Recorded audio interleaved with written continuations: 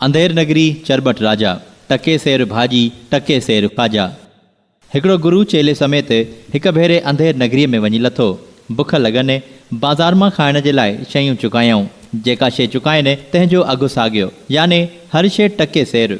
चेले सस्ता माल ॾिठा त हिरखी पियो, उतां निकिरण जी न करे।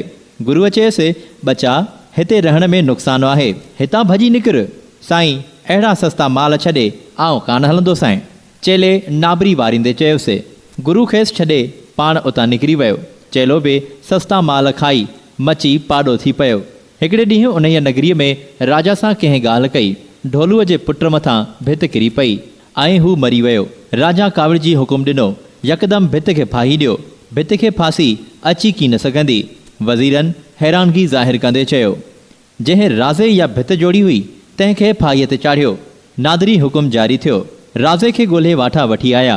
तंहिं हथ ॿधी चयो, साईं, औसारी खणण महिल घर धयाणीअ जा ॻह ठही आया हुआ। मणियुनि में ख़्यालु हुअण सबबि भित में डंग रहिजी वियो। इन ई सूरत में सोनारे खे फाही अचणु घुरिजे। राजा अॻियों हुकुम मनसूख़ कंदे नओं हुकुम जारी कयो। सोनारे खे हाज़ुर कयो वियो।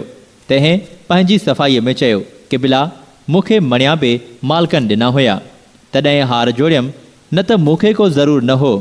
इहा सभु बेवकूफ़ी घर धणीअ जी आहे। राजा नओं हुकुम नामो जारी कयो। घर धणीअ खे फाहीअ ते चाढ़ियो वञे। ढोलूअ दरबार में हाज़ुर थी चयो, हुज़ूर, पुट बि मुंहिंजो मोह, फाही बि मां खावां। घणो ई पुकारियई, पर कंहिं न ॿुधसि।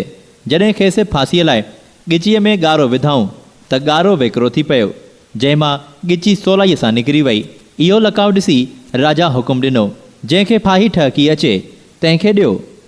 सॼे शहर में गुरुअ जे चेले जहिड़ो हटो कटो ॿियो कोन हो, तंहिं करे खेसि झले वठी आया। चेलो उन महिल गुरुअ जी ॻाल्हि दिलि ते आणे बुक पाणीअ जा रोअण लॻो। इतफ़ाक़नि गुरु बि संदसि वाव सवाव लहण लाइ उन ॾींहुं मोटियो हुयो। तंहिं गिरफ़्तार थियल ॾिसी खेसि इशारो कयो, जंहिं ते चेलो चवणु लॻो, बेशक मूंखे फाहीअ ते चाढ़ियो वञे।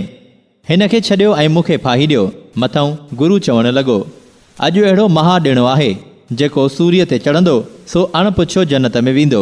इहा ॻाल्हि जॾहिं राजा जे कने पई, तंहिं चयो, जे ईअं आहे त विचां ई आउं थो सूर्य ते चढ़ां। राजा फाहीअ ते चढ़ियो त मुल्क तां ॾचो लथो।